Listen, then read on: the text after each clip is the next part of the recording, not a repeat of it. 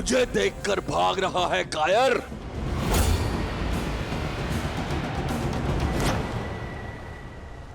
प्राण जाए फिर भी मैं आपसे युद्ध नहीं करूंगा भैया।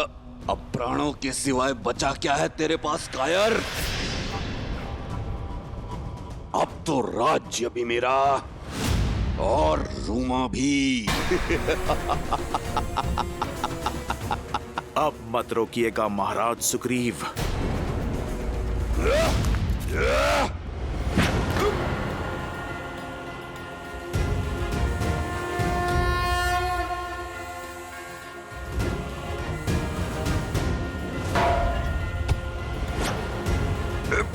हनुमान!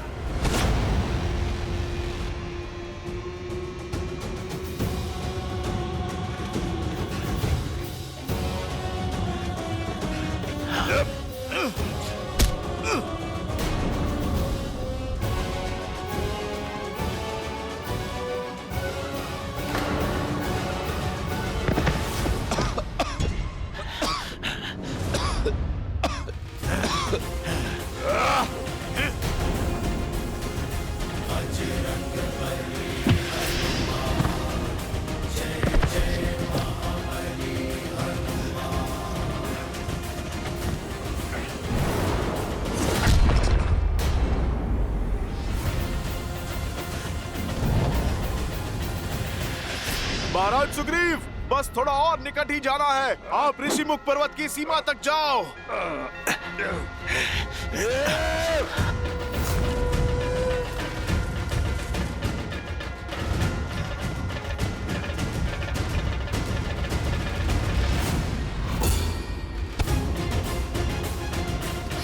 छोड़ो हनुमान मुझे, जाने दो। महाराज बाली, ऋषिमुख पर्वत के स्पर्श का आनंद नहीं लोगे?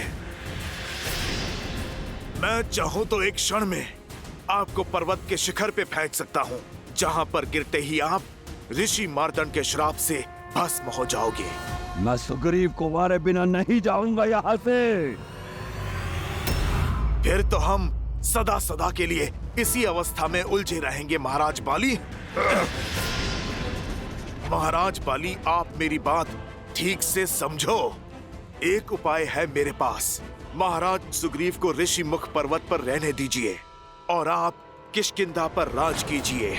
आप मुझे वचन दीजिए, जब तक वो यहाँ हैं, आप उन्हें क्षति नहीं पहुंचाएंगे, क्योंकि यहाँ आए तो सच में इस बार मैं आपको क्षमा नहीं करूंगा।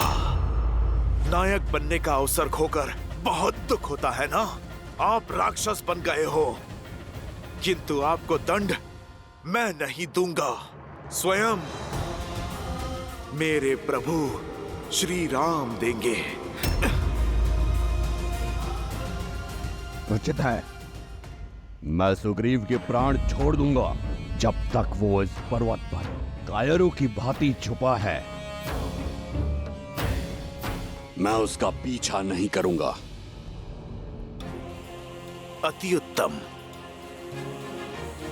तो अब आप लौट जाएं और आपको मेरी चेतावनी स्मरण रहे, आप यहां दोबारा नहीं आएंगे। परंतु मेरी भी एक चेतावनी है, सुन लो। सुग्रीव ऋषिमुख पर्वत से नीचे नहीं आना चाहिए।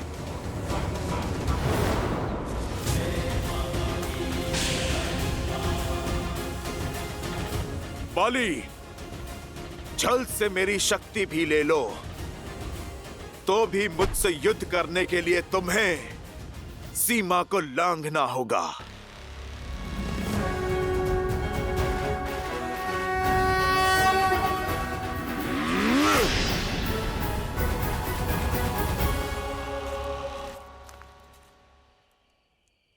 हनुमान। महाराज सुग्रीव, हम ऋषिमुख की सीमा में सुरक्षित आ चुके हैं। आप निश्चिंत रहिए।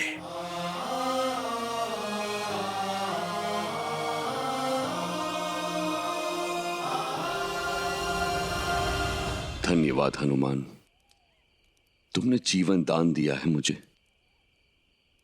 किंतु मेरा दुर्भाग्य देखो, मेरे अपने ही भाई ने मुझसे मेरी पत्नी, मेरा घर, मेरा राज्य सब छीन लिया। महाराज सुग्रीव, अधर्म का वृक्ष तेजी से पनपता है और उतने ही तेजी से काटा भी जाता है। बाली का नाश अवश्य होगा, क्योंकि धर्म के रक्षक मेरे प्रभु श्री राम आ रहे हैं। जय श्री राम। जय श्री राम। श्री रामचंद्र कृपालु भजु मन हरण भव भय दारुणम। नव कंज लोचन कंज मुख कर कंज पद कंजारुणम।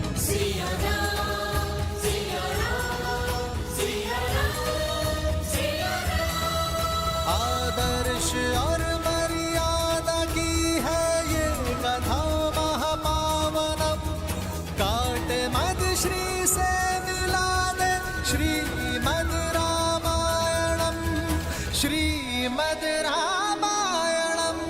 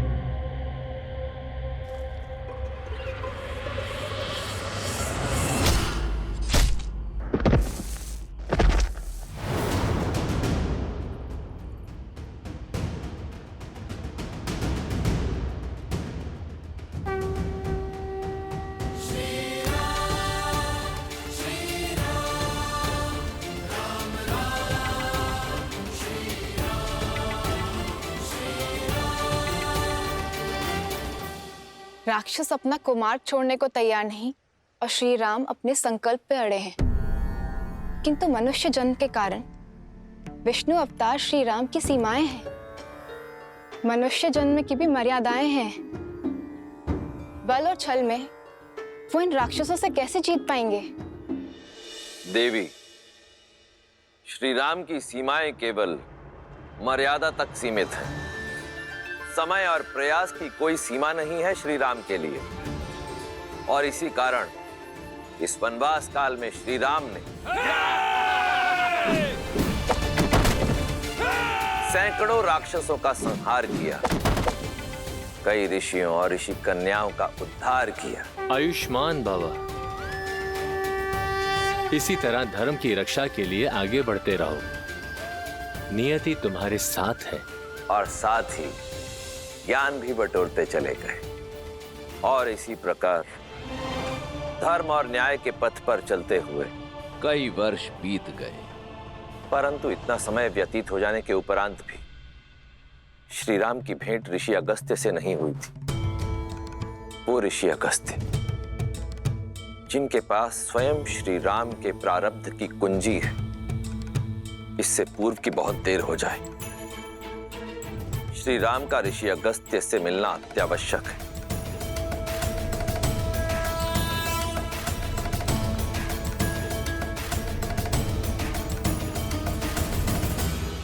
लक्ष्मण जी भैया, क्या बात है, तुम व्यथित लग रहे हो? इस वन में भटकते हुए लगभग कई वर्ष बीत गए भैया, किंतु अब तक हमें वो वृक्ष नहीं मिला है जो हमें ऋषि अगस्त्य के स्थान तक ले जा सके। कभी कभी तो लगता है कि क्या सत्य में ऐसा कोई वृक्ष है भी, या ये बस एक कथा मात्र है? मधुमक्खी नहीं जानती लक्ष्मण कि जिन पुष्पों से वो रस इकट्ठा कर रही है उसका कण भी संसार में फैला रही है। हम पथिक है लक्ष्मण, और पथिक का कर्तव्य होता है बिना कर्म फल की इच्छा की अपने कर्तव्य पथ पर चलते रहना, बिना आस लगाए निरंतर प्रयास करते रहना। और फिर क्या पता, जिसे हम निरंतर खोज रहे हैं वो हमारे नेत्रों के सामने हो, बस हम उसे देख ना पा रहे हो।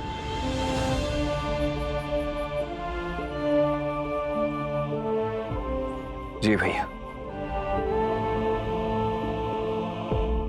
आओ सीता।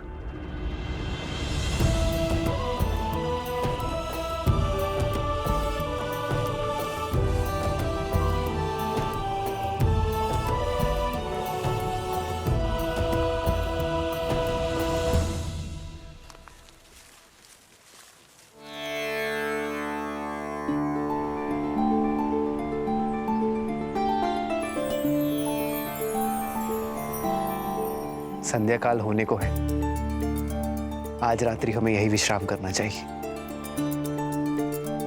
जी भैया।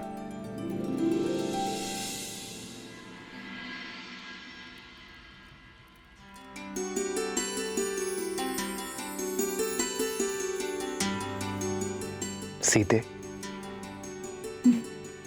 विवाह से पूर्व की रात्रि स्मरण है तुम्हें? नहीं तो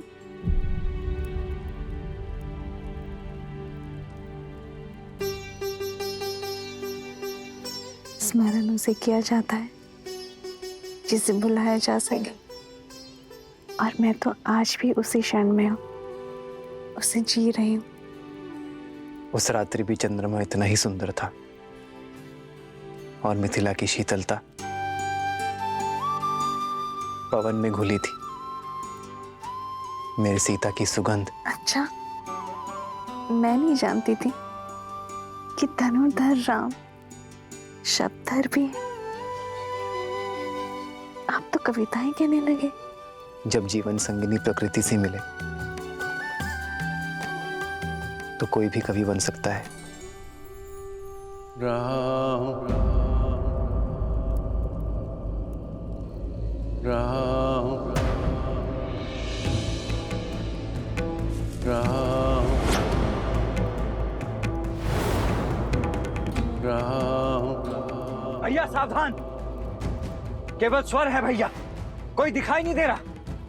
यह अवश्य ही उन उद्दंडी राक्षसों की कोई चाल हो सकती है।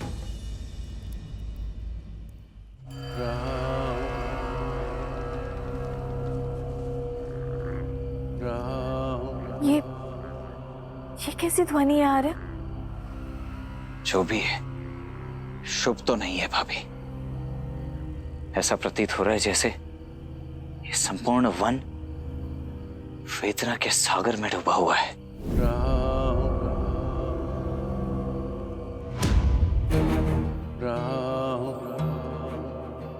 स्वर वहां से आ रही है। सावधान भैया, ये किसी असुर का छल भी हो सकता है।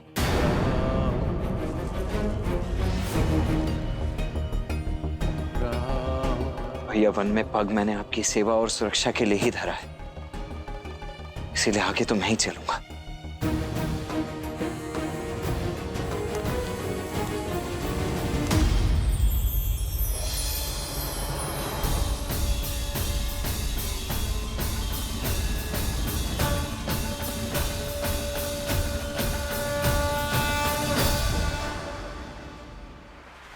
देखा भैया, मैंने कहा था ना, ये एक माया जाल है।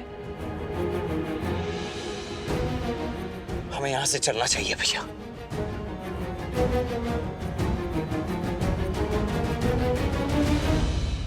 राम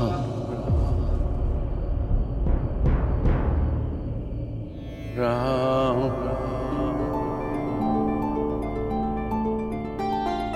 राम। नहीं लक्ष्मण, इस वृक्ष की पुकार में छल का सार नहीं, करुणा का संसार सुन रहा हूं मैं। राम संभल कर भैया, संभल कर भैया। राम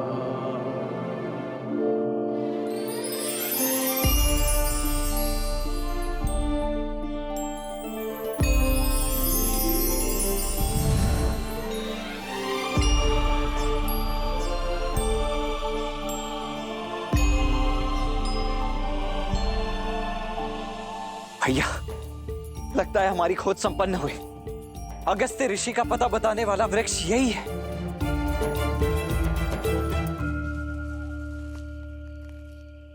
रहा हूँ। किसी वेदना में हो मित्र?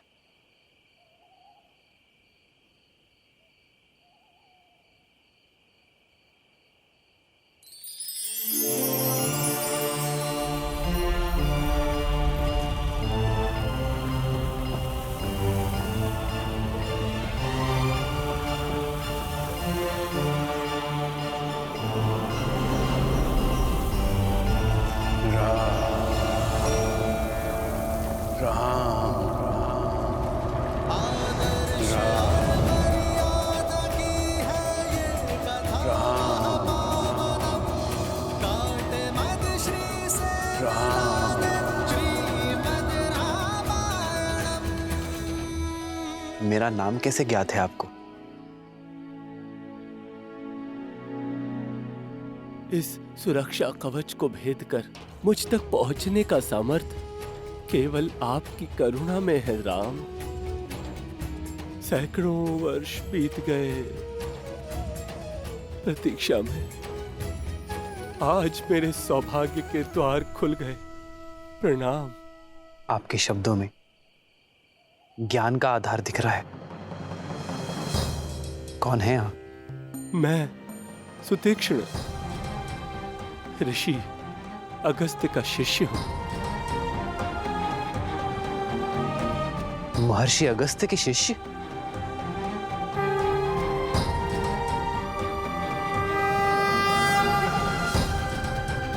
कहाँ थे आप ऋषिवर? यदि आप थोड़ा पहले मिल जाते तो आपके और हमारे कई वर्ष बच जाते। आपको ज्ञात नहीं है कि ऋषि अगस्त्य को हमने कहां कहां नहीं ढूंढा है। अब तो ऐसा प्रतीत होता है जैसे हमारा जीवन सफल हो गया। अब शीघ्रता कीजिए, बताइए कि आपके गुरुदेव ऋषि अगस्त्य हैं कहां? वर्षों में ही थक गए। ऋषि अगस्त्य और मैं तो सदा सर्वदा से श्री राम की प्रतीक्षा कर रहे हैं।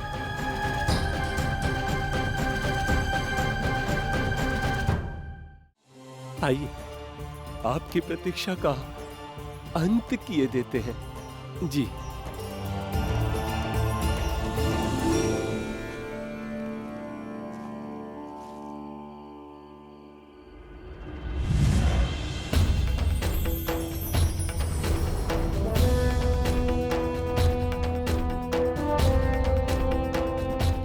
आइए राम, इस ओर राम।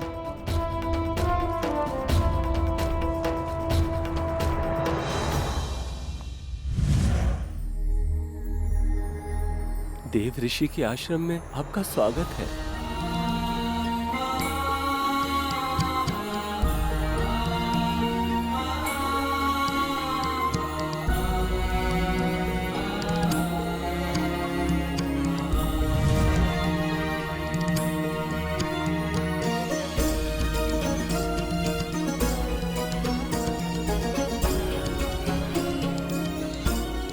कितना सुंदर वातावरण है ना।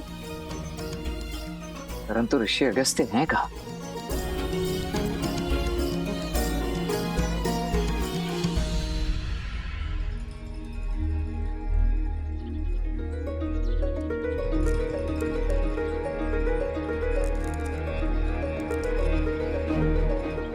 सामने देखो लक्ष्मण।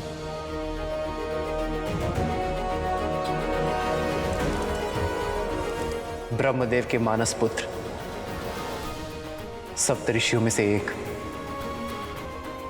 देवताओं की सहायता के लिए समुद्र पी जाने वाले, कावेरी नदी को धरा पर लाने वाले, महासामर्थ्य होने पर भी करुणा भाव रखने वाले महर्षि अगस्त्य।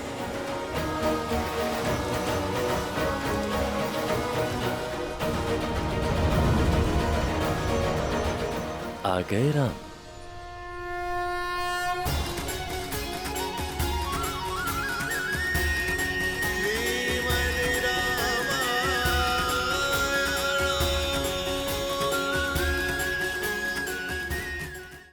हाँ महर्षि, अंततः भाग्य सौभाग्य में बदल ही गया आपके दर्शन पाकर।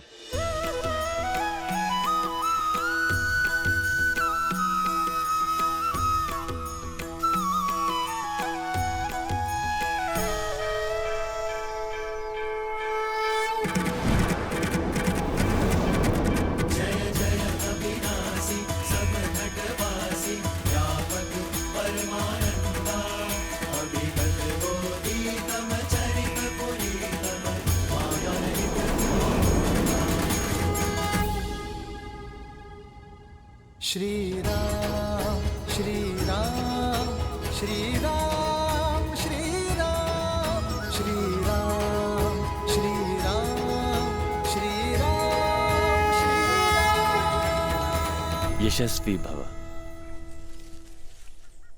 मन कहता है वर्षों की प्रतीक्षा की सुखद अंत और मेरे श्री राम सदा के लिए यहीं रुक जाएं। पर मैं जानता हूं आपका उद्देश्य बहुत बड़ा है और उद्देश्य पूर्ण करने के लिए समय सीमित है। परीक्षा की घड़ी समीप है और आगे का मार्ग अत्यंत कठिन है। हर दिन धैर्य और बल क्षीण होता जाएगा।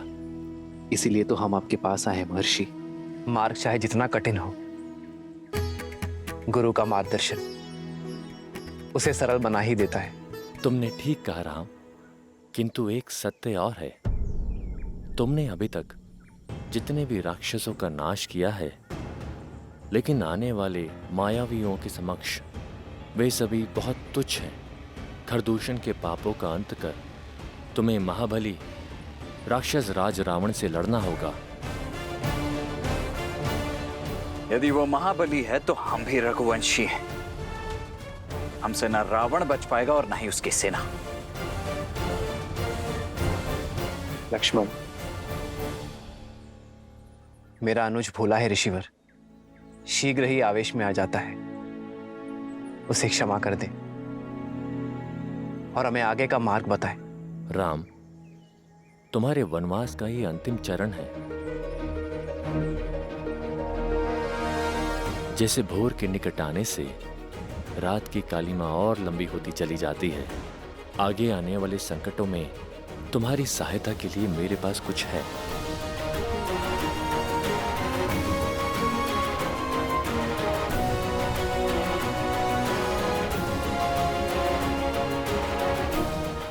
राक्षसराज! राक्षसराज! राम राम महाकपाल! इतने बलशाली राक्षस होकर इतने व्यतीत राम राम राम कर रहे हो। मुख से और शब्द निकालोगे तब व्यथा समझ आएगी। वो राम दशरथ का पुत्र सहस्त्र राक्षसों का संहार करके हमारी ओर बढ़ रहा है। मर्यादा और धर्म का रक्षक राम ऋषि अगस्त से भेंट करने गया है। वही जो जन्म से बली है और कर्म से प्रखर। ऐसे में यदि वो दिव्य अस्त्र राम को मिल गया तो उसे कोई रोक नहीं पाएगा। मैं रोकूंगी।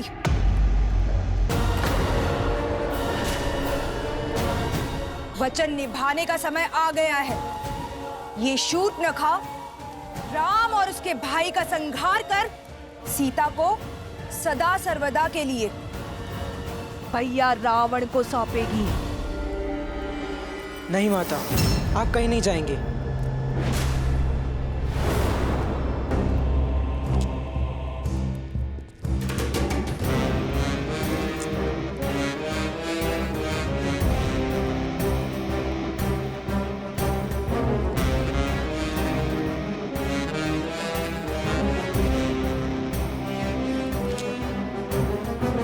नहीं रुक सकती हूं मैं पुत्र। मैं वचन दे चुकी हूं शंभु। पुत्र के बड़ा होने के पश्चात यदि अगर माता को परिश्रम करना पड़े तो धिक्कार हो ऐसे पुत्र पर। आपके दिए गए वचन का दायित्व मैं उठाऊंगा माता। देखिए मुझे, अब मैं भोला भाला बालक शंभु नहीं रहा। मामा श्री खर और दुष्यंत ने मुझे माया युद्ध की हर एक चाल सिखाई। आप इतने वर्षों से प्रयास कर रहे उन दोनों वनवासियों भाइयों को मारने का, आज प्रयास करने का अवसर मुझे दीजिए माता। विश्वास रखिए, उन दोनों वनवासियों को मारकर सीता को बंदी बनाने के लिए मैं अकेले ही पर्याप्त हूँ। बधाई हो शूर्पणखा।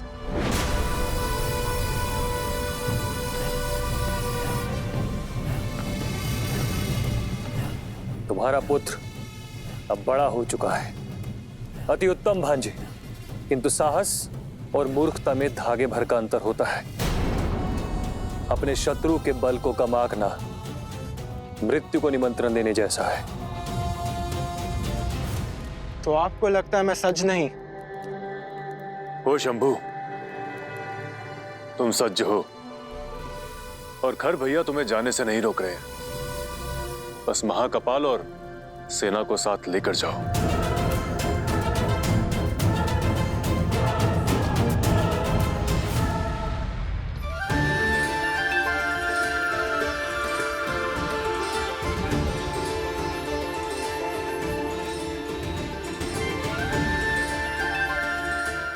ये दिव्य खड़क तुम्हारा हुआ लक्ष्मण, कर्तव्य निर्वहन में उपयोगी सिद्ध होगा।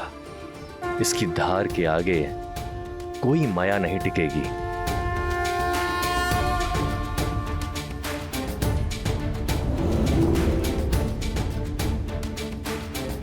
ये विश्वकर्मा द्वारा निर्मित वैष्णव धनुष है। इसकी विशेषता यह है कि इसकी प्रत्यंचा पर चढ़ाया एक तीर अनेक तीर में गुणित हो जाता है।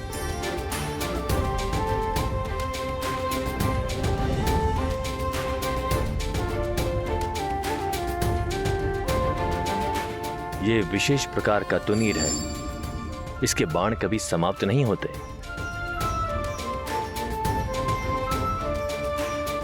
धन्यवाद ऋषिवर। आपके आशीर्वाद और उपहार से मैं अपना धर्म निभाऊंगा। इस वन को राक्षसों के प्रकोप से मुक्त करूंगा। सीता, तुम सोच रही होगी कि मैंने तुम्हें कोई शस्त्र क्यों नहीं दिया। तुम्हारे पास तो इस संसार का सबसे अद्भुत और शक्तिशाली अस्त्र है। वो है राम के प्रति प्रेम और समर्पण। इससे तुम किसी भी पाप और किसी भी अधर्म को मिटा सकती हो। ऋषिवर, अब हमारा मार्गदर्शन कीजिए कि हमें किस मार्ग पर चलना चाहिए। ध्यान और धर्म का गण है पंचवटी। वहीं बसेगी राम और सीता की गृहस्थी।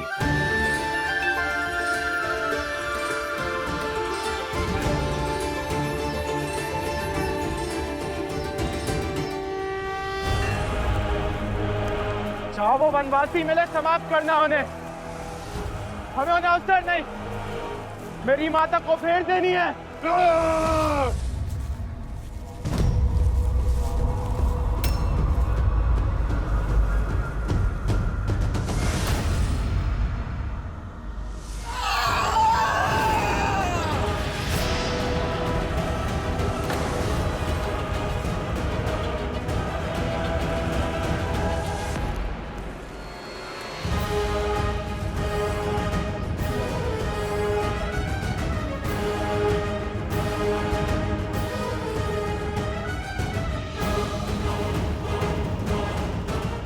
मार्ग छोड़ो।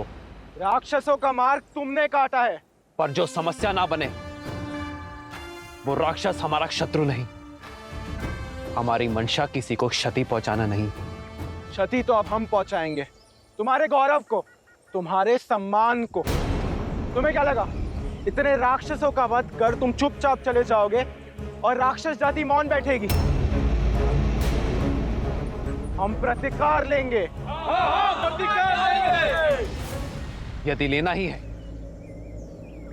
तो अपने मन से अहंकार को लो और उसे भस्म कर दो। हम राक्षसों को ज्ञान लेने में कोई रुचि नहीं, हम घाव देने में विश्वास रखते हैं। आक्रमण!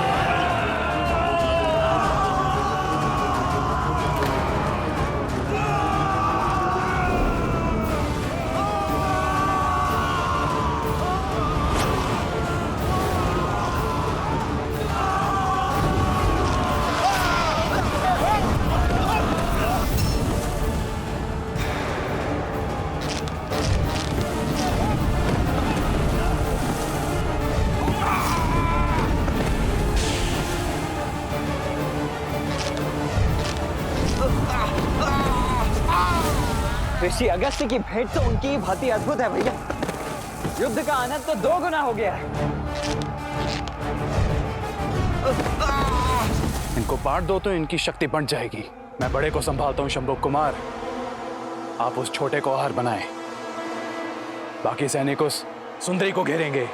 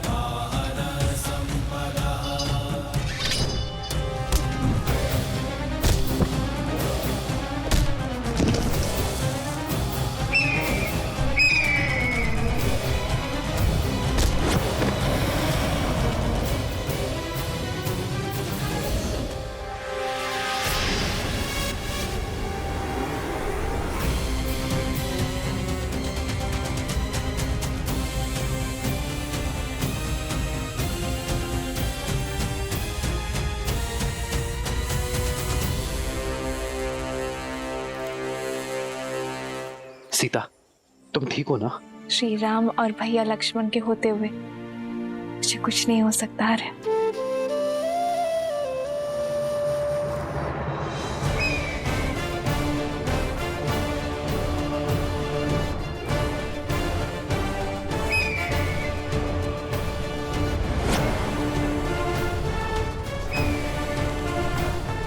नहीं लक्ष्मण, भैया ये भी अवश्य ही कोई मायावी है, अन्यथा पक्षी इतने बड़े थोड़ी ना होते।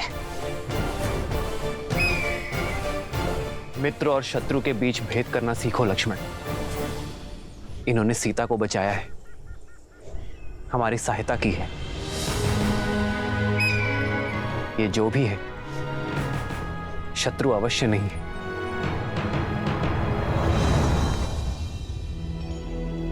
गिद्धराज से भेंट भई, बहुविधि प्रीति बढ़ाई।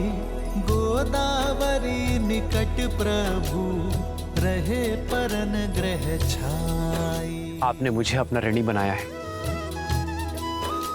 उसके लिए मैं आपका आभारी हूं। कृपया अपना परिचय देने की कृपा करें ताकि मैं आपका यह ऋण स्मरण रख सकूं। मित्र के परिवार की सहायता कोई ऋण नहीं है राम। मैं पक्षीराज गरुड़ का वंशज जटायु हूं।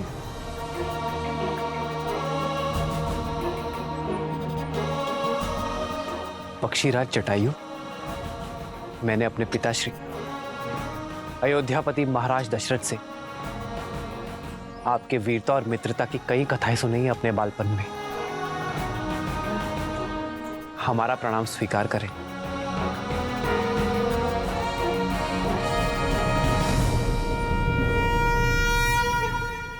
मेरे पिताश्री के मित्र मेरे भी पिता तुल्य हुए। आप हमारे लिए वंदनीय है पक्षीराज। ये मेरा अनुज लक्ष्मण है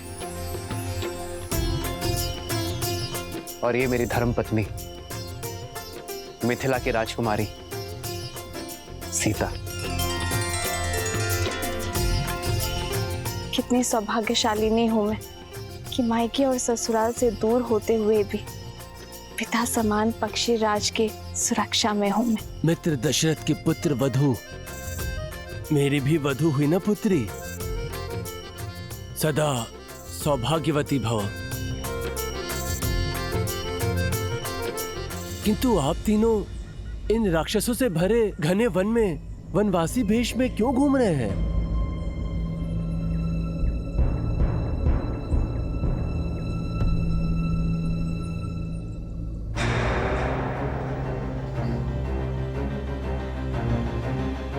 ऐसी सुंदरी तो पूरे ब्रह्मांड में दूसरी नहीं है।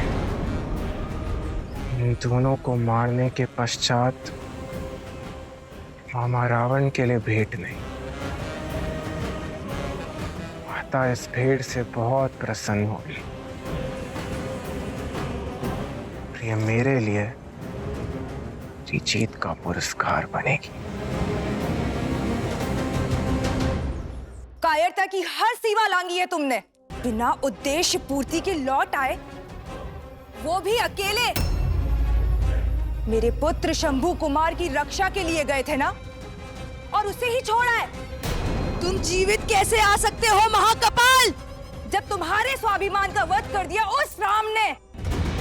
क्षमा प्रार्थी हूँ, किंतु क्या करता, पलक झपकते ही उन दोनों भाई और पक्षी ने हमारी सेना को ध्वस्त कर दिया। बड़ी कठिनाई से अपने प्राण बचा के सिर्फ आपको ये संदेश देने आया हूं कि शंभू कुमार को मैंने भागते हुए देखा है। प्रतीक्षा कीजिए, वो आता ही होगा। दशानन की बहन हूं, एक ही लहू दौड़ता है हम दोनों की धमनियों में। मैं प्रतीक्षा नहीं कर सकती हूं। मैं स्वयं जाऊंगी अपने पुत्र को ढूंढने।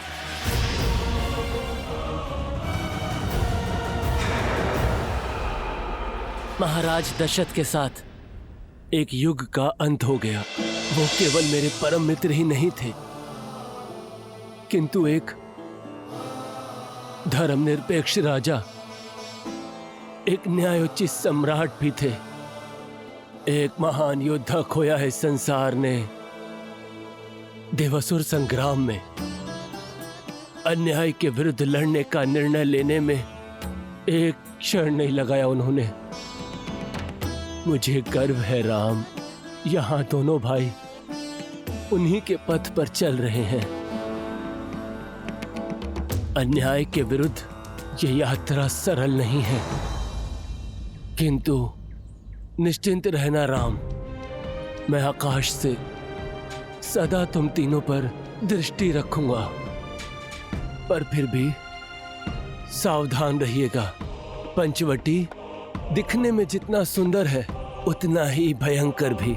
यहाँ प्रत्यक्ष और प्रमाण में अधिक अंतर नहीं है, पग पग पर संकट है।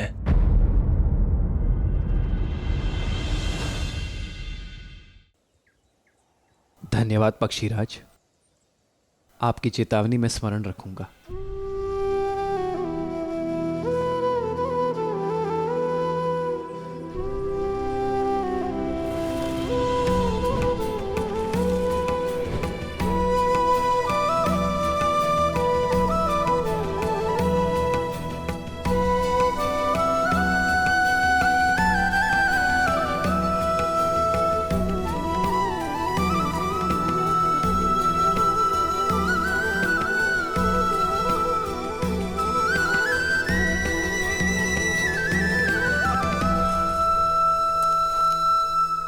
पर मैं सदा सज्ज रहूंगा अपने मित्र के संतान की सहायता के लिए।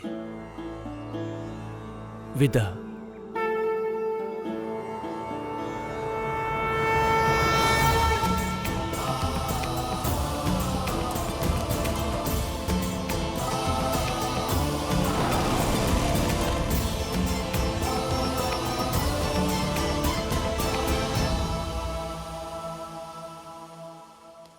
शंभू,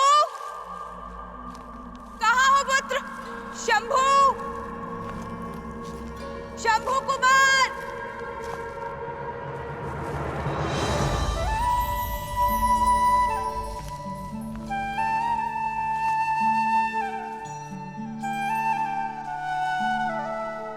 ये स्थान हमारे निवास के लिए उचित रहेगा। ये पथरीला पर्वत हमारी रक्षा करेगा। जैसी आपकी इच्छा भैया। मैं अभी यहाँ कुटिया बनाने की सारी तैयारियां आरंभ करता हूँ।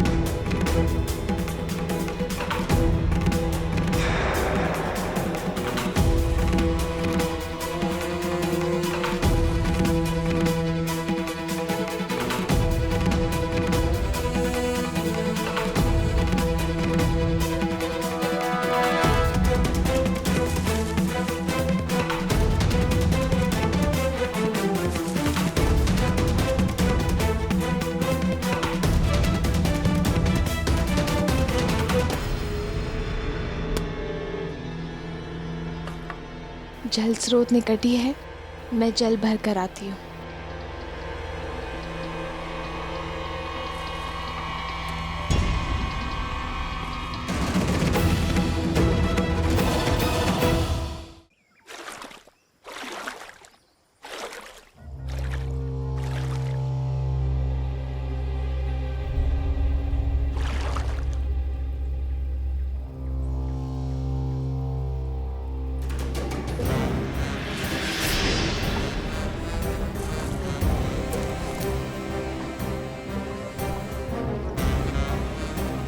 भाभी माँ,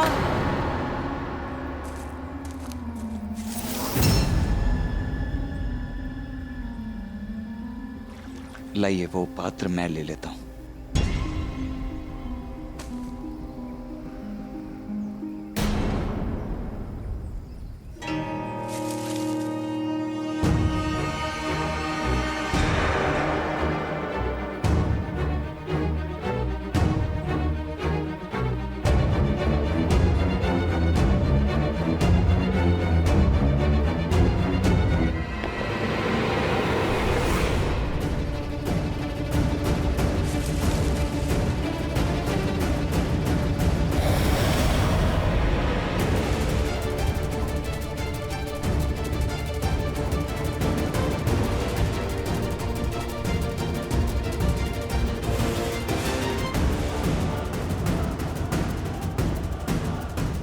क्या देख रहे हो लक्ष्मण भैया? चले, भोजन भी बनाना है। जी भाभी, आप चलिए, मैं अभी आया।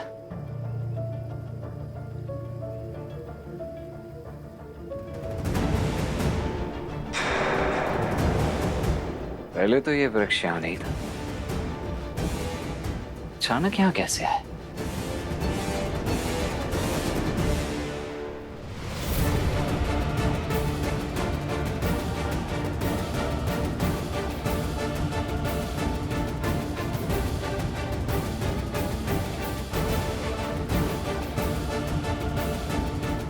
शंभू कुमार, पुत्र, पुत्र शंभू कुमार।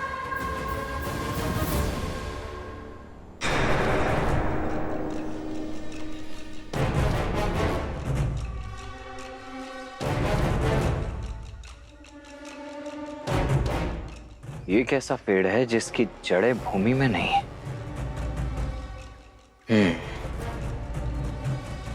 होगा, मुझे क्या।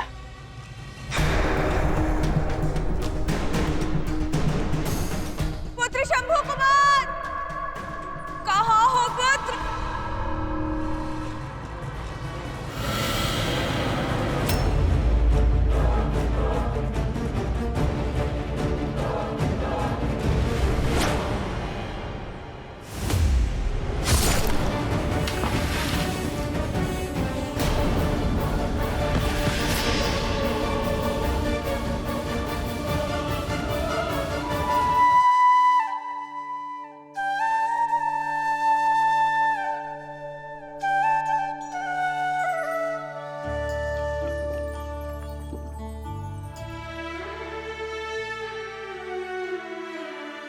जल मीठा है सीते,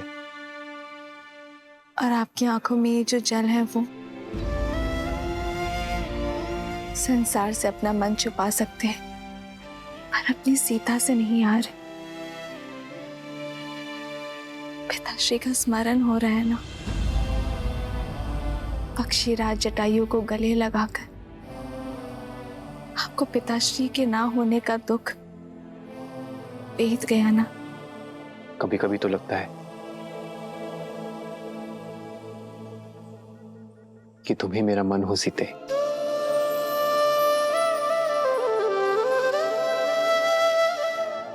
मेरे भीतर के सोच भाव, पीड़ा, आनंद, हर आभास तुम हर बार कैसे पढ़ लेती हो सीते। आप ही ने तो कहा कि आपका मन हूं मैं। सीता श्वास भले ही इस शरीर से लेती हो, पर उसके हृदय में केवल राम बसे हैं यार।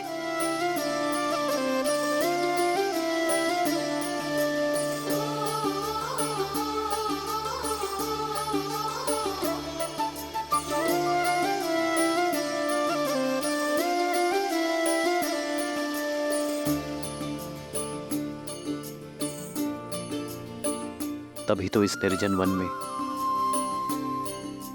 इतने वर्ष तुम्हारे साथ कैसे बीत गए सीता, मुझे ज्ञात ही नहीं चला।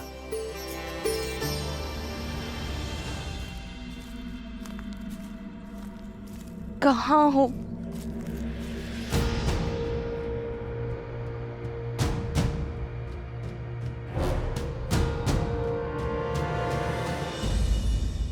कभी कभी तो ये वनवास वरदान लगता है आर्यन।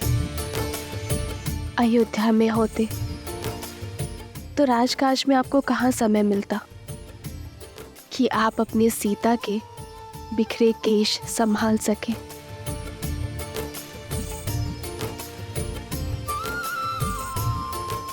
लाइए, अब मैं आपके केश संभाल देती हूँ।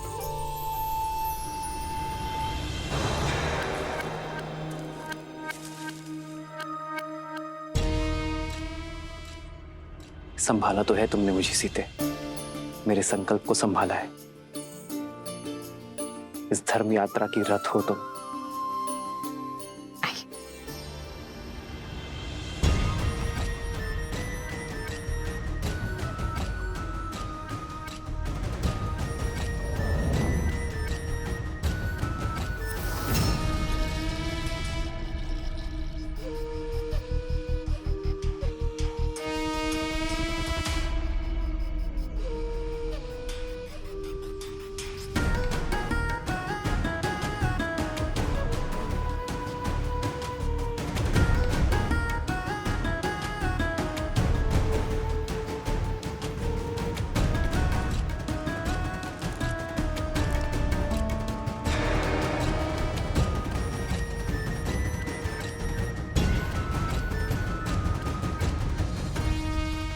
कौन है ये दिव्य पुरुष जिसने शूर्पणखा का मन मोह लिया? इतना सुंदर मन भावन पुरुष अवश्य यही राम है, और ये सीता। जिस आशा से भैया ने मुझे दंडक में भेजा था, आज वो पूरी होती दिखाई दे रही है।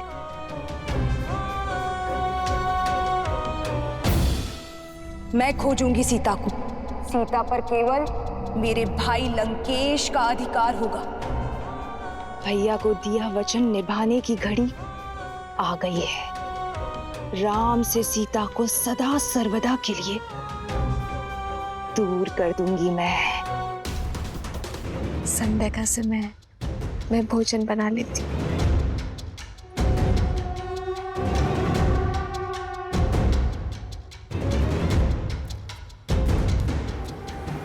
अंततः मेरे योग्य वर की खोज समाप्त हुई। एक ही तीर से 2 लक्ष्य साधूंगी मैं। भैया रावण को सीता मिलेगी और मुझे ये मन भावन राम।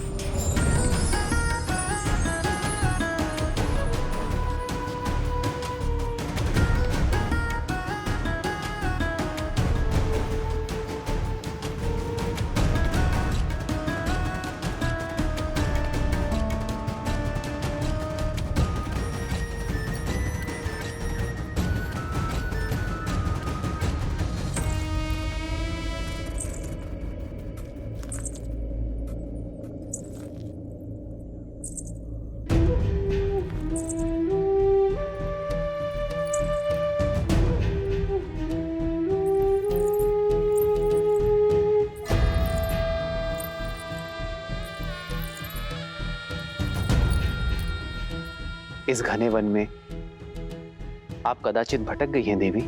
भटक तो मैं अब तक रही थी, किंतु अब मुझे मेरा लक्ष्य प्राप्त हो गया है।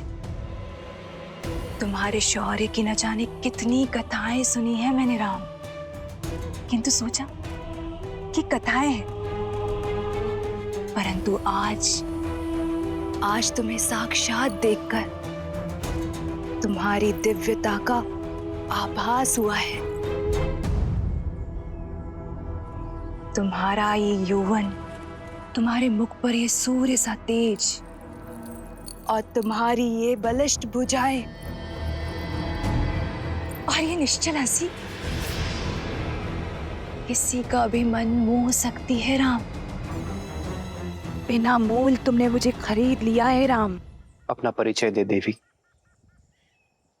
और यहाँ आने का प्रयोजन बताए। प्रयोजन भी तुम हो और प्रारब्ध भी तुम, मन की इच्छा भी तुम हो और तन की कामना भी तुम। मैंने अपना नहीं, आपका परिचय पूछा है देवी। क्या ये पर्याप्त नहीं कि मैं एक सर्वांग सुंदर स्त्री हूं और तुम एक सर्वश्रेष्ठ पुरुष? हमारा प्रेम और संबंध हमारा परिचय बन जाएगा और मेरे यहाँ आने का प्रयोजन तुम मेरी आंखों में देख पाओगे। ओह, मुझे वो पुरुष बहुत भाते हैं जिन्हें पाना थोड़ा कठिन होता है। मन कठोर न करो राम। मैंने सुना है कि बल के साथ साथ तुम बुद्धि के भी धनी हो, तो अब तक तो ये समझ ही गए होगे ना कि मैं तुम पे कितना मोहित हो चुकी हूं। तुम्हें पाना चाहती हूं, तुम्हारी होना चाहती हूं।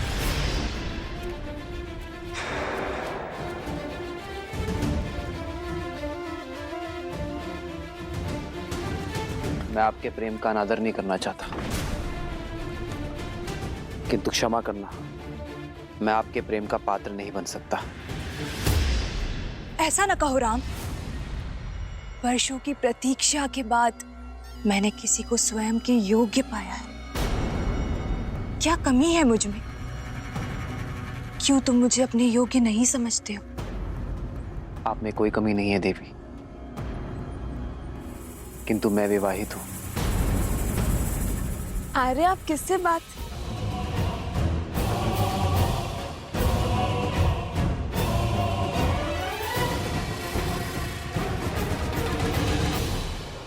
आओ सीता,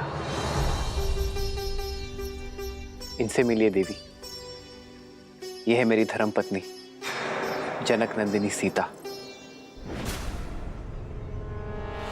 मुझे तुम्हारी धर्म पत्नी से कोई समस्या नहीं है राम, क्योंकि राजाओं और राजकुमारों का धर्म उन्हें कई पत्नियां रखने की अनुमति देता है। मैं कोई राजा नहीं हूं देवी, एक साधारण सा वनवासी हूं। उससे विवाह करके तुम साधारण नहीं रहोगे राम, क्योंकि मैं 10 लोकों के स्वामी लंकापति दशानन रावण की प्रिय बहन शूर्पणखा हूं।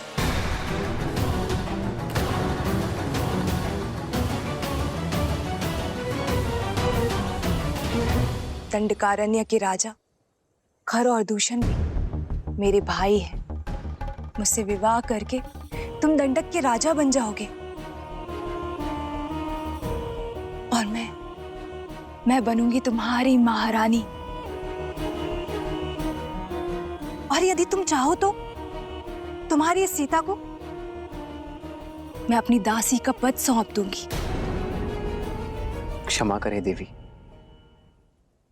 मुझे राजपाट पद प्रतिष्ठा से कोई मोह नहीं है, अन्यथा मैं वनवास में नहीं होता। मेरी दशा समझे देवी।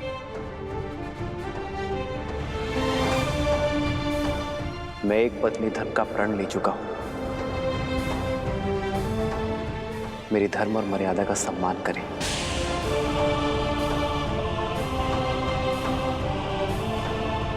ऋतु स्नान से पवित्र एक स्त्री का प्रेम प्रस्ताव ठुकराना भी तो अधर्म है न राम। क्या तुम ये पाप करोगे? अंतर है देवी। जीवन के 4 पुरुषार्थ में से धर्म काम से पहले आता है। यदि कोई कर्म धर्म संगत ना हो, धर्म की सीमा में ना हो, तो वो कर्म अधर्म और पाप का कारण बन जाता है। आपके प्रस्ताव में काम है देवी, और मेरी नाम में धर्म है। मैं यहाँ नीति और शास्त्र का पाठ पढ़ने नहीं आई हूँ, मैं तो तुमसे विवाह करने आई हूँ राम। भैया, जल ले आया।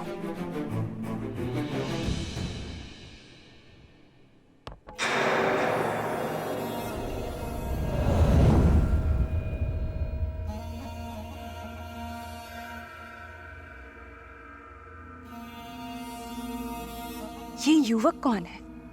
ये मेरा अनुज लक्ष्मण है। देखने में तो ये भी मनमोहक, और साथ में कोई भी स्त्री नहीं। इसे विवाह प्रस्ताव दे सकती हूँ ना? आप एक स्वतंत्र नारी हैं देवी, और लक्ष्मण एक स्वतंत्र पुरुष। प्रस्ताव देना आपकी इच्छा है, और उसे स्वीकार करना ना करना लक्ष्मण की।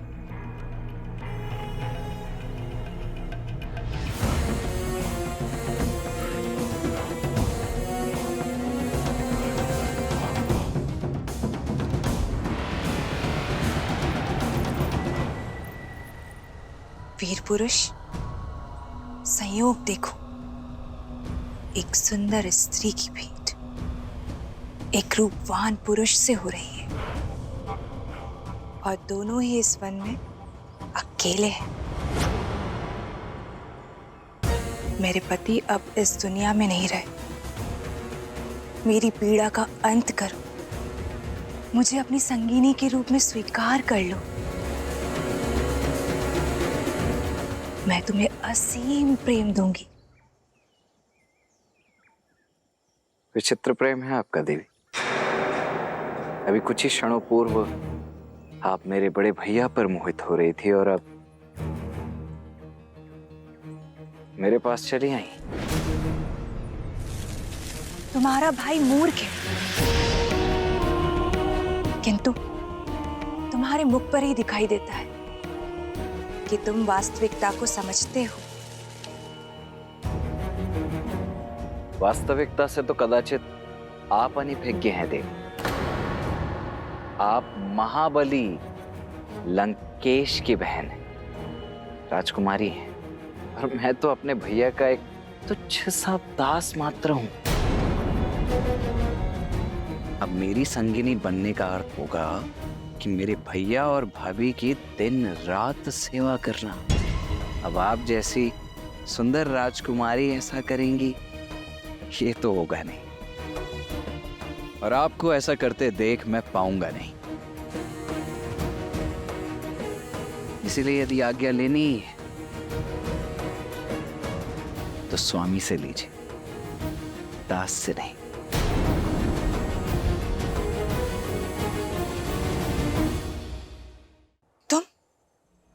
तुम दोनों भाई खेल खेल रहे हो ना मेरी भावनाओं के साथ।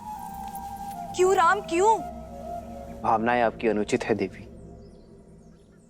और प्रस्ताव अनैतिक है। जब आपके पति संसार में थे, तब कोई पर पुरुष आकर आपको आपकी इच्छा के विरुद्ध विवाह के लिए विवश करता, तो क्या आपकी दृष्टि में वो धर्म होता देवी? यही स्थिति मुझ पर लागू होती है, और संबंध प्रेम और समर्पण से बनता है देवी, कामना और छीनने के प्रयास से नहीं। आपके लिए यही श्रेष्ठ होगा कि आप किसी ऐसे व्यक्ति को खोजें जो आपसे प्रेम करे।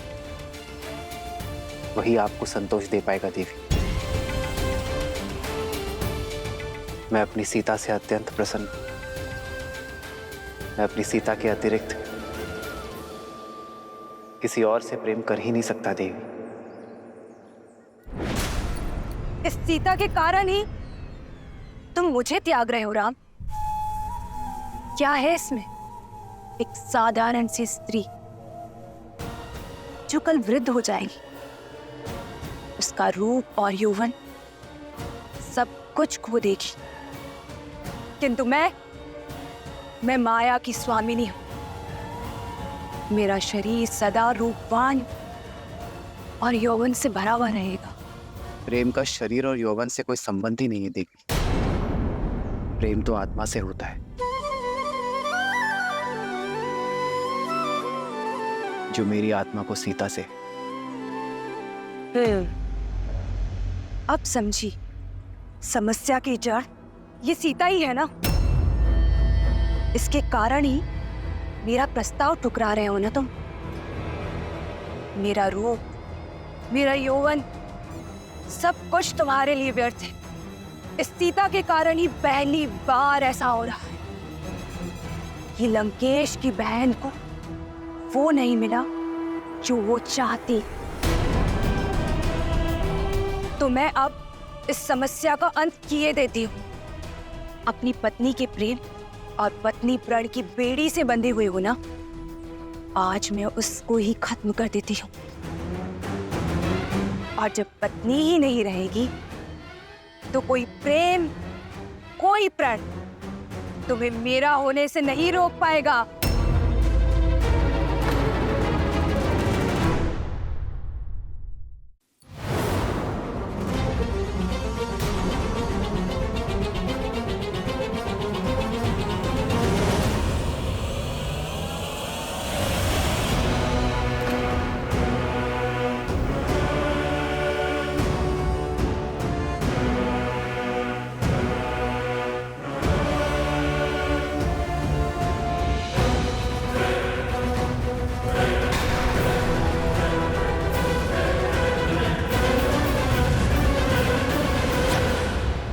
दुष्ट राक्षस है। सीते, नहीं भैया लक्ष्मण, स्त्रीवध का महापाप मत लीजिए।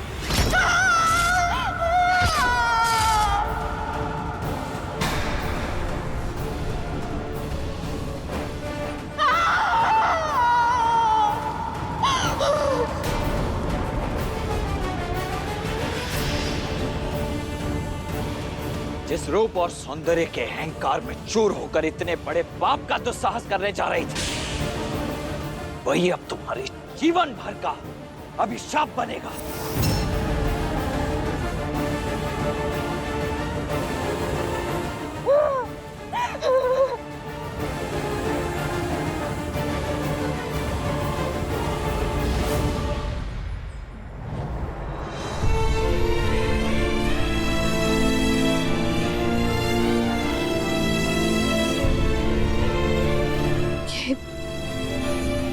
ये उचित नहीं हुआ है। एक स्त्री के सम्मान पर प्रहार हुआ है, इसका मूल्य हमें चुकाना ही होगा। अर्कवत से पूर्व गुरु विश्वामित्र ने भी कहा था, स्त्री हो या पुरुष, जो कोई भी धर्म की सीमा लांघ दूसरे के कष्ट का कारण बने, उसे दंड तो अवश्य मिलना ही चाहिए। सीता, लक्ष्मण ने जो कुछ भी किया तुम्हारे प्राण बचाने के लिए किया। शूर्पणखा को उसके कर्मों का फल मिला। जब मनुष्य अपने रूप और शक्ति के कारण अनुचित कार्य करता है, अधर्म करता है या औरों को अधर्म करने को प्रेरित करता है, तो उसे उसका दंड अवश्य मिलता है। सीता, जिस रूप और पद के गर्व के कारण शूर्पणखा ने यह पाप किया, उसका छिन जाना ही उसका फल है। सीता, परंतु उस पर जब प्रहार हुआ,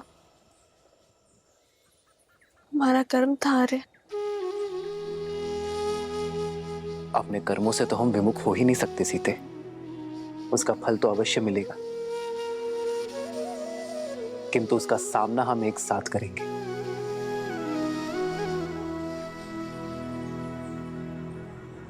पवन की बहन पर प्रहार हुआ है आर्य। अब तो संपूर्ण राक्षस कुल हमसे प्रतिशोध लेने निकलेगा। जिस प्रकार जीवन की हर परिस्थिति का हमने साथ मिलकर सामना किया है, इसका भी करेंगे सीता। क्योंकि संकट से भयभीत होकर धर्म के पथ को छोड़ देना रघुकुल की रीति नहीं है सीता।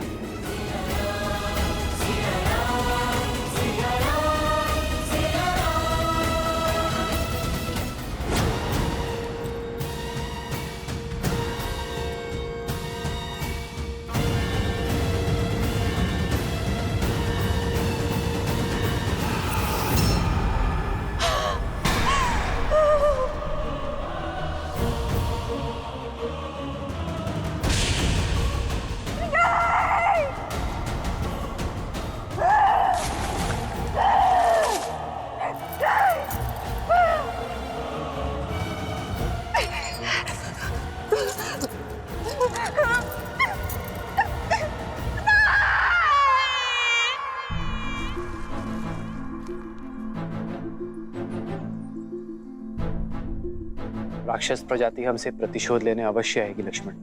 हमें शीघ्र अतिशीघ्र यहाँ एक गुफा का निर्माण करना होगा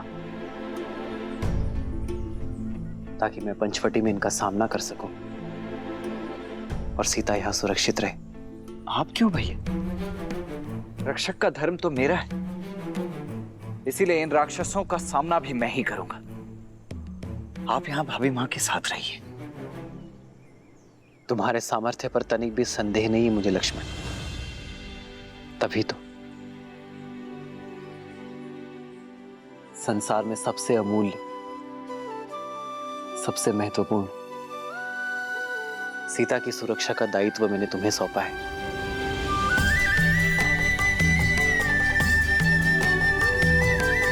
जी भैया।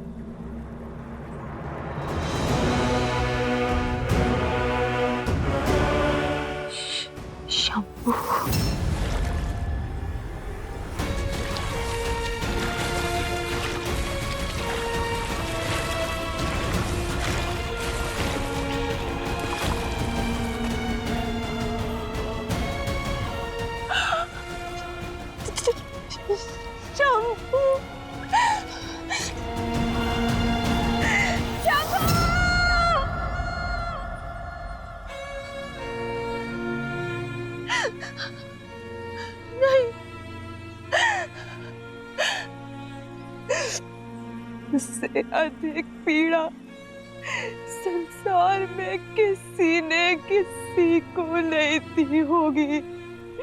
राम, जो तुमने और तुम्हारे भाई ने मुझे दिए उस जनक नंदिनी सीता के कारण।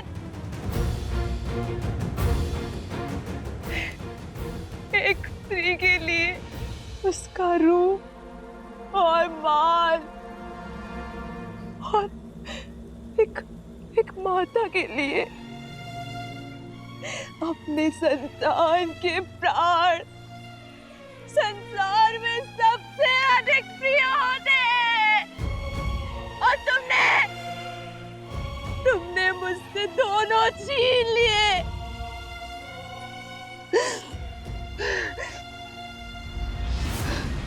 नहीं छोड़ूंगी, नहीं छोड़ूंगी। राम, सीता, लक्ष्मण, इस प्रहार का प्रतिकार लेगी ये शूर्पणखा, जो मेरी आंखों में आंसू भी नहीं देख सकता। तुमने शूर्पणखा का अपमान नहीं, अपने मृत्यु का आह्वान किया है राम। अब देखना कैसे राक्षस कुल तुम्हारे प्राणों का शत्रु बनता है और कैसे तुम्हारा जीवन मृत्यु से भी भयानक होता है।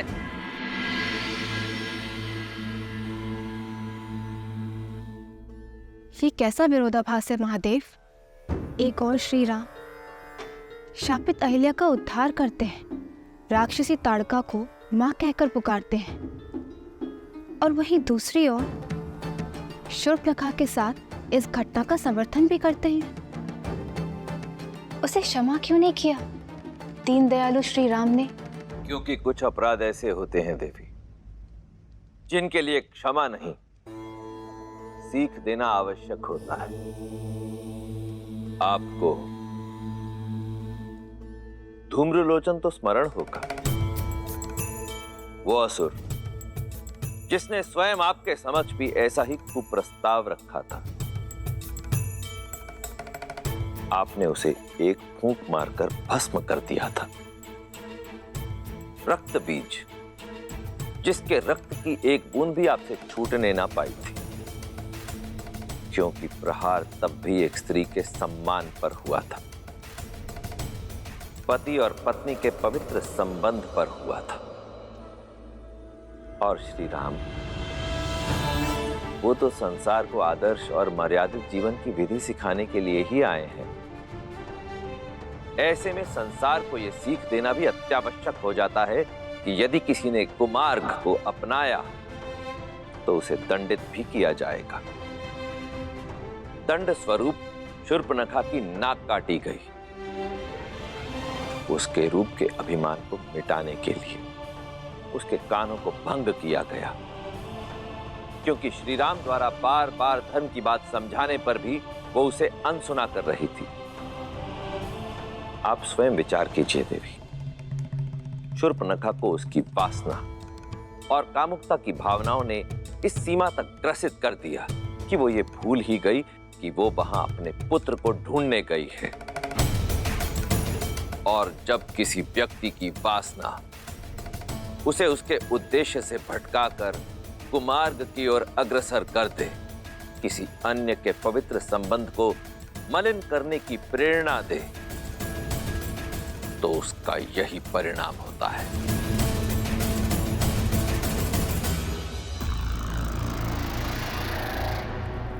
भैया!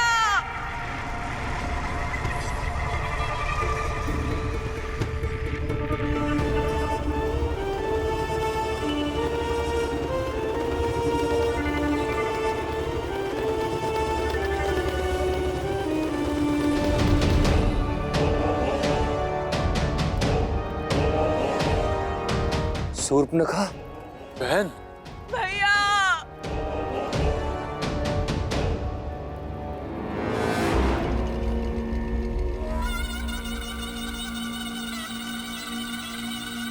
बहन, ये कैसे? किसने किया ये दुस्साहस? भैया, लक्ष्मण ने, राम के भाई लक्ष्मण ने किया ये। मुझसे मेरा रूप, मेरा घर सब छीन लिया। भैया, रक्षवंश का सम्मान ही नहीं,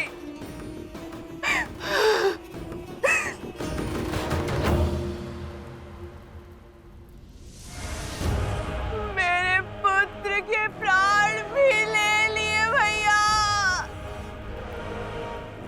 शंभू,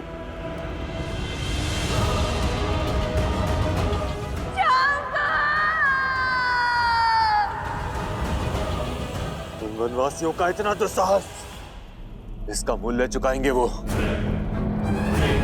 अपना प्रतिशोध पूरा होते देखोगी तुम बहन। ऐसी मृत्यु देंगे उन वनवासियों को कि भय का दूसरा नाम दंडकारण्य भी भयभीत हो उठेगा। उचित कहा दूषण, किंतु उससे पूर्व शंभू की अंत्येष्टि करनी होगी।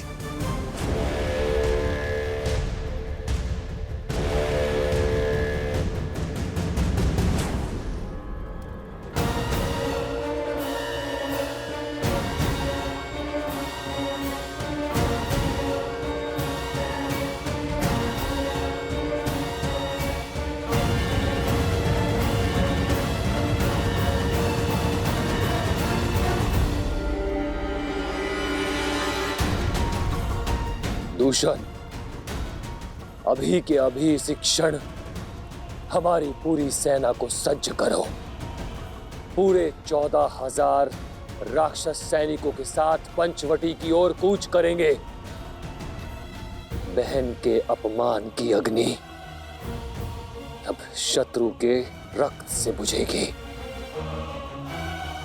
किंतु भैया, न राम साधारण है और ना ही उसके अस्त्र।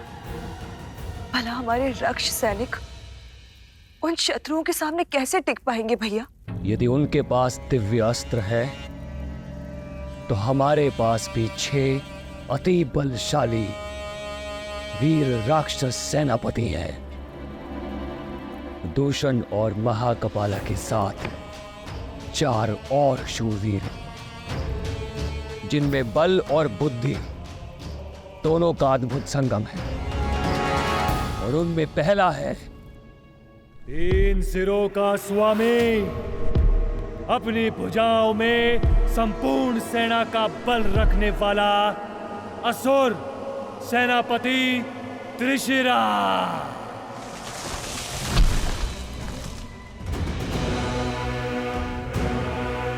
दूसरा छल, बल और युद्ध कौशल का धनी, निपुण, निर्भीक, महापराक्रमी रामदेव।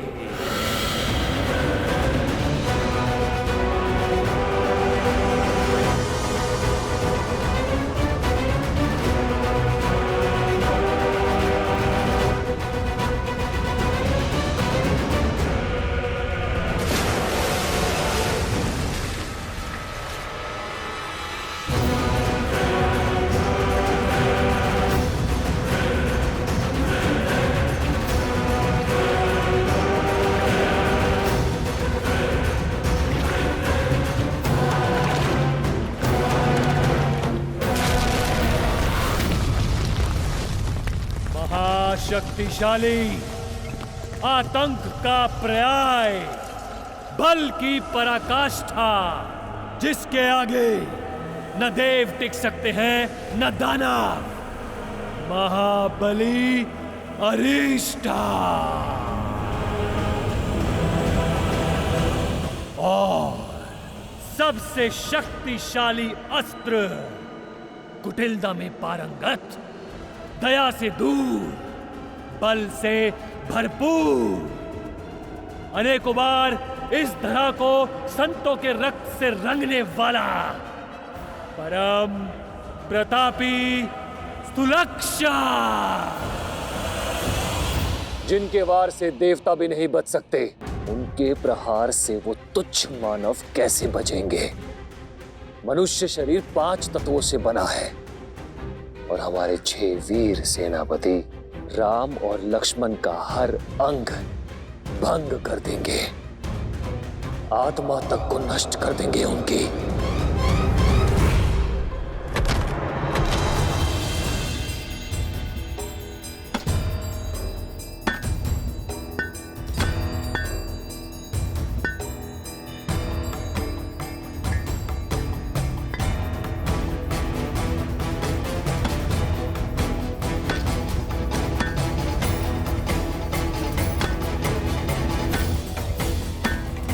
बस कीजिए भैया, अब तनिक विश्राम भी कर लीजिए। शेष कार्य मैं स्वयं ही कर लूंगा अकेले। विश्राम से अधिक महत्वपूर्ण है लक्ष्मण, हमारे पास समय शेष नहीं है। दिन ढलने के पूर्व इस गुफा का निर्माण करना होगा। जितना मैं असुरों को समझाऊं, वो रात्रि में ही प्रहार करेंगे।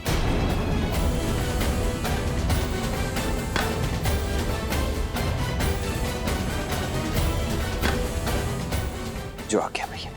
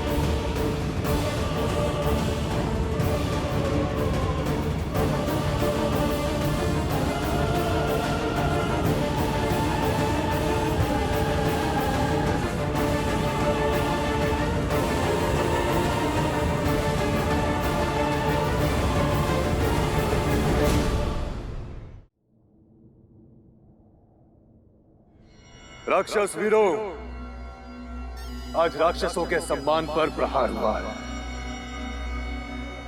दो तुच्छ वनवासियों ने हमारे बल को ललकारा है, हमारे शौर्य को चुनौती दी है।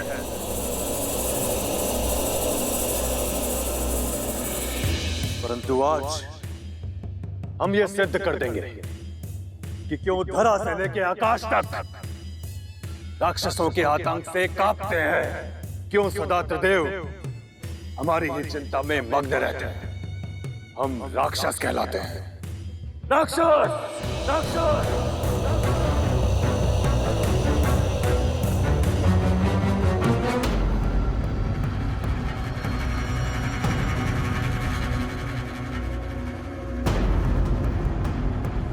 मेरे 6 वीर सेनापति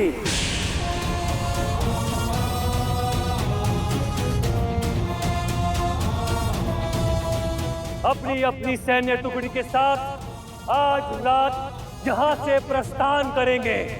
हम राम और लक्ष्मण का संहार कर वापस लौटेंगे।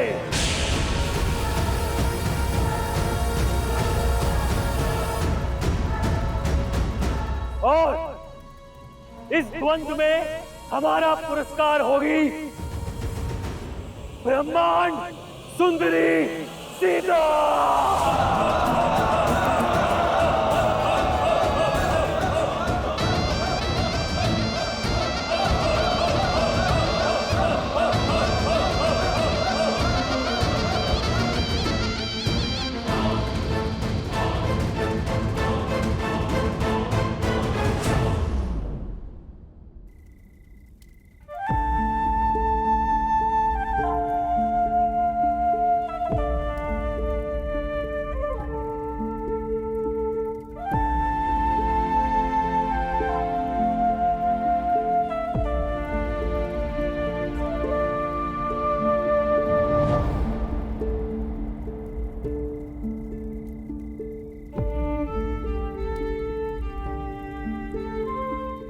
रात्रि होने को है सीते।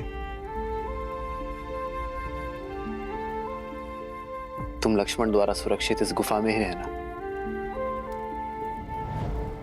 मैं पंचवटी में आने वाले संकट की राह देखूंगा। ये सब मेरे कारण हो रहा है ना आर्य? हाँ, संसार के दुष्टों के संहार का कारण हो तुम सीता। और ये गर्व की बात है।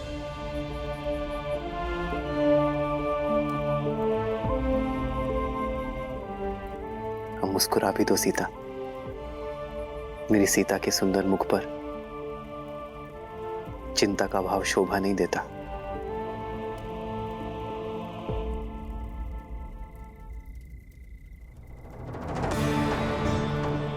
जानती हूँ विजय धर्म की ही होगी, मेरे श्री राम की ही होगी। भाभी माँ की आप तनिक भी चिंता मत कीजिए भैया। मैं उनकी रक्षा उसी प्रकार करूंगा जिस प्रकार पल के आंखों की करती है।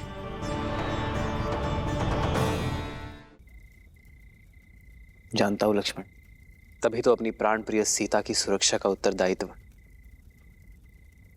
मैं अपने वीर भाई के कंधे पर सौंप कर जा रहा हूं।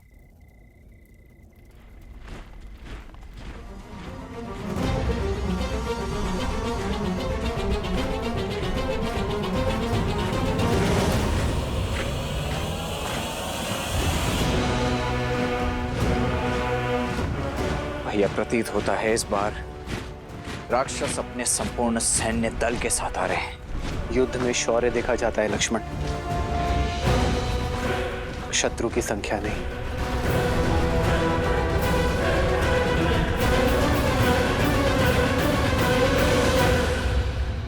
आर्य,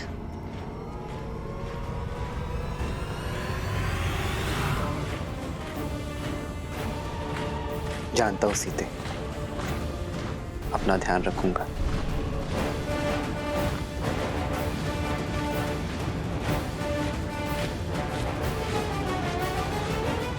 लक्ष्मण,